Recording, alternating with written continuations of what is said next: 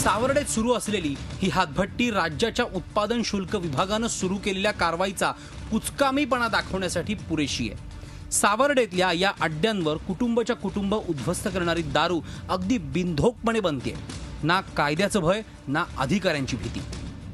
आम्ही बाबतीत म्हणजे कसं आम्ही धंदा करायच्या अगोदर पोलीस स्टेशन जाऊन जरा चौकशी करतो, विचारतो का कारवाईचं का नाही, तर मग ते विचारतं बा एवढा तुम्हाला द्यायला लागेल, मग आम्ही त्यांना प्रत्येकाचे हप्ते आम्ही प्रत्येकाकडे पण पोहोचवतो। राज्य उत्पादन शुल्क हां, सगळे जे आहेत ते आपल्या रत्नागिरी जिल्ह्यात जे लागतात त्या सगळ्यांकडून। ही दारू नेमकी तयार कशी होते ते आम्ही समजून घेतलं। त्याची निर्मिती ऐकल्यावर अंगावर काटा उभा राहतो। दारूसाठी गुळ लागणाऱ्याला गुळ आणतो आम्ही, नवसागर आणतो, तो आणून एका ड्रामामध्ये मी कुसवलं की ते 6 दिवसांना मी तो कुसवून काढून या टाकीमध्ये टाकतो। ते रसायन केल्यानंतर ही पडदी आहे, ही पडदी त्याच्यावर ठेवतो, टोप ठेवतो, ते असं सगळं पॅक करून झाल्यानंतर त्याच्यातनं जी वाफ तयार होते ती ह्याच्यात वाफ येतो तयार, आणि वरती थंड पाणी असतो, तो थंड पाणी त्या वाफेचं पाणी करतो आणि त्या तशी त्या कॅनातून त्या कॅनामध्ये ती दारू तयार होती। एका ड्रमची भट्टी लावण्यासाठी साधारणपणे 2600 रुपये खर्च येतो। एका ड्रम मधून 80 बाटल्या दारू तयार होते।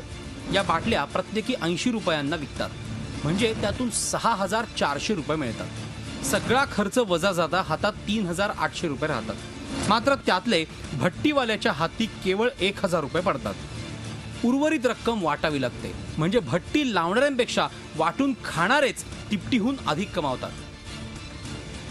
राज्यभर अवैध दारूचे धंदे बिनधास्तपणे का आणि कसे चालतात याची खरी कारणं यातच आहेत। मालवणीसारखी मोठी दुर्घटना घडल्यानंतर 5-50 बळी गेल्यानंतर सगळे जागे होतात, तोंड देखल्यागत कारवाई करतात। मात्र रत्नागिरीत सकाळी धाडी आणि संध्याकाळी त्याच ठिकाणी दारूच्या भट्ट्या पाहिल्यानंतर या कारवाया केवळ किती खऱ्या तुम्हीच ठरवा।